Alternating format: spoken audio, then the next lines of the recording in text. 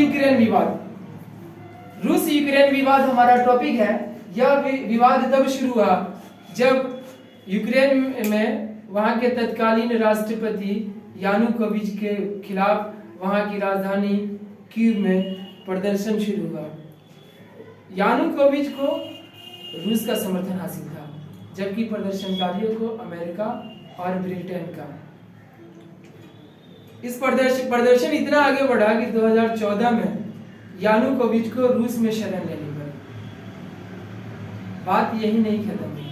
रूस आगे बढ़ते हुए वहां का एक टापू है यूक्रेन का, जिसको यूक्रेन का वो हिस्सा था, रसिया ने इस पर कब्जा कर लिया और उसको अपने कब्जे में ले लिया।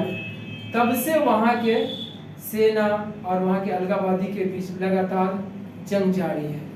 इसी बीच विवाद और आगे बढ़ता गया।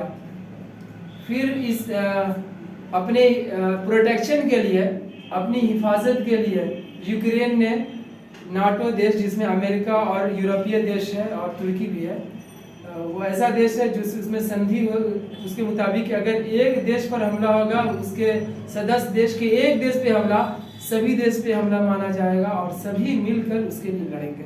तो यूक्रेन नाटो में शामिल होने की तैयारी शुरू कर दी। रसिया को लगा कि अगर ऐसा होगा तो हमारा जो ये है, हमारा देश में है, वो बचेगा नहीं।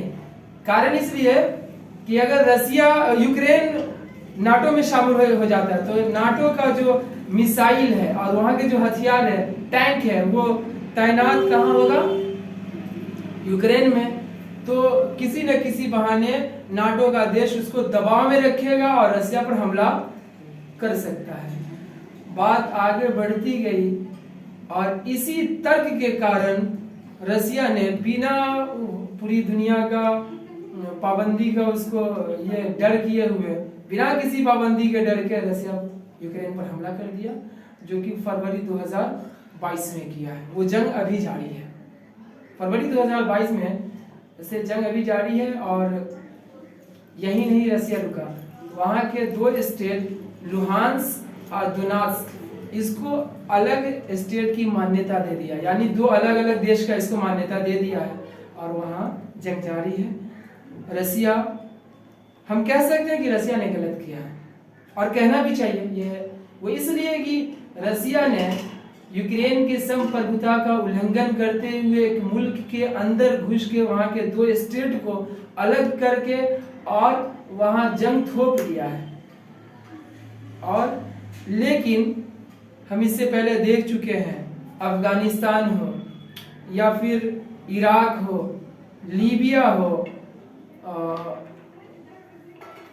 या फिर और यूगोस्लाविया है, बहुत सारे देश में अमेरिका अंदर घुसकर हमला किया और बरसों तक वहां लड़ा।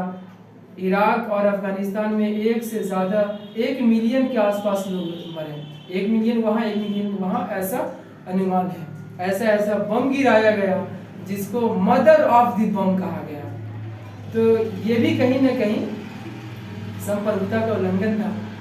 लेकिन हमें बात करनी है कि अभी हमारे सामने जो एक बड़ा, पूरी दुनिया के सामने जो एक बहुत बड़ी त्रासदी है, वो यूक्रेन और रसिया युद्ध है। दुनिया के पास एक ही रास्ता है कि अमन और शांति के लिए और तृतीय विश्व युद्ध यानी थर्ड वर्ल्ड वॉर को रोकने के लिए इस जंग को, जो गुट निरपेक्ष है, जो किसी गुट में नहीं है, और स्वतंत्र तरीके से दोनों के बीच जंगबंदी कराई जाए और रसिया यूक्रेन विवाद को खत्म कराई जाए। ये पूरी दुनिया के लिए सही होगा।